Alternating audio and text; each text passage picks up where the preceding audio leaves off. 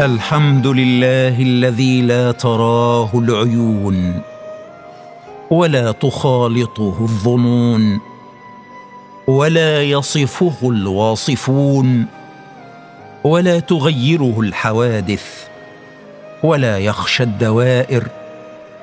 يعلم مثاقيل الجبال ومكاييل البحار وعدد قطر الأمطار وعدد ورق الأشجار وعدد ما أظلم عليه الليل وأشرق عليه النهار. اللهم رحمتك بعبدك الفقير إلى عفوك العالم النحرير والمفسر الكبير الطاهر بن عاشور. اللهم أكرم نزله ووسع مدخله وأعل درجته.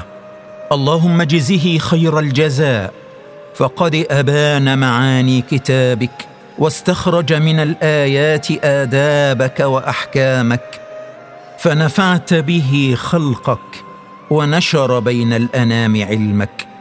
اللهم إنه كان على العلم حريصا، وفي الدعوة متفانيا، وبالحق متمسكا، وعن الدين منافحا، وللباطل زاجرا، فاجعل ذلك مضاعفة لحسناته وتكفيرا لسيئاته وعلوا في درجاته.